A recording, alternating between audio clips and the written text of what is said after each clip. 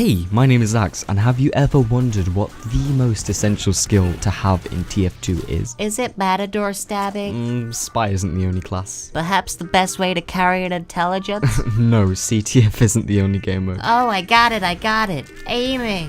My boy, you are so completely and utterly wrong. Once I tell you this one word, anything and everything you know about TF2 will all suddenly click. So many things will start to make sense, and with you knowing this, you will inevitably become a better player. The one word is... predict. You're not feeling anything? Shit, I actually have to explain myself. So before you go and leave your angry dislike and comment, "No, learning how to play this pyro is the hardest skill ever," let me tell you the reason why I feel like that word carries so much weight. One example, free-to-plays or people generally considered new to the game are pretty easy to dominate, right? People who don't know the game mechanics or optimal way of play, such as rocket jumping. Yet these people get some so mad because they know they shouldn't be getting killed by them because they have more experience. There's a reason for that. And yeah, you guessed it, it's because they're unpredictable. Unless they're a gibbous W plus M1 pyro, it's generally really hard to tell movement patterns of new players and pro players alike, especially if they haven't touched a shooter before. You know what I'm talking about. People who are so anal to read, people who are so sporadic and random that it's impossible to. Okay, so maybe you're still not convinced. Maybe that wasn't the best example. So let me ask you a question. Are you good at aiming? If you said yes, then why aren't you the highest ranked TF2 player ever? It's because your opponent kills you first, right? They're just better. If you could enable God mode, that drastically increases your chances of winning, right? Giving you much more, even infinite time to aim and kill your target. Done deal, right? Sick of hearing me say right? The reason I say this is because this analogy, believe it or not, links back to the word predictability. Theoretically, if you could dodge your opponent's attacks forever, that also gives you forever to fight back. Sure, there's a bunch of inconsistencies, whether that be luck, the gun they're using, the class they've picked, but even for a brief moment, if you can get into their head, you are almost certain to win in exchange. Prediction is a skill developed over time. I'm sure if you've been playing for any amount of time, there are certain ways you handle certain classes, and if your opponent's movement is more sporadic, a new or pro player for example, you handle them differently too. Prediction in TF2 has such a diverse meaning, yet it still has the same concept, getting into people's heads. Whether that be for where they're gonna move next, where they're gonna aim next, how the one or few people that can kill you will kill you in the next few moments, and how you, the player, are going to react beforehand. If you react to a scout shooting you after he's shot you, he's clearly got the advantage. But if you react to him beforehand by tricking him, that being, say, by pretending to go one way and going another,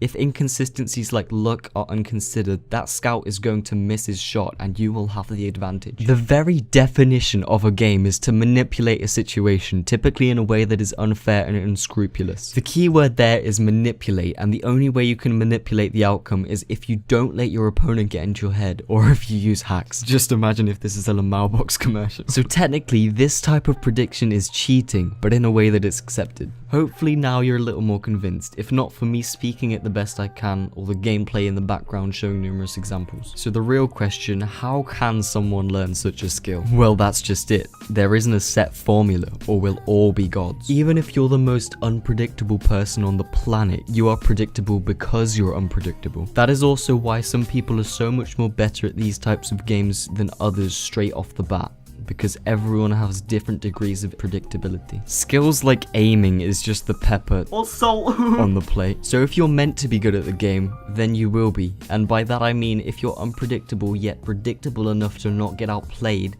then you will have an easy experience. But if you're someone that everyone can easily read, it's going to be a much harder road for you to get better, whether that be if your aiming is god tier or not. I'm not telling you to drop learning how to aim or to hone a certain skill like rocket jumping. If anything, do so. It's gonna drastically improve your gameplay. I'm just saying the one factor stopping you from being a regular player to a god tier player is that single word I said at the very beginning of the video. So ultimately, there is not a single way to teach this kind of skill. A, because there's constant inconsistencies like luck. B, because the players you face won't always have the same reaction to what you do. And C, because I will be all over that mofo. In all seriousness, the only way you can gain a skill like that is to play as much as the pros do.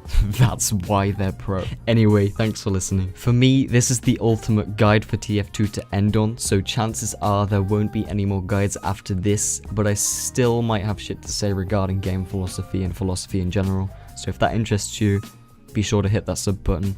If your humor interests me too, then you're in luck because there's plenty more comedic content to come too. But for now, thanks for watching. I hope this helps. See ya. My hat's going into the ether. Come back, hat.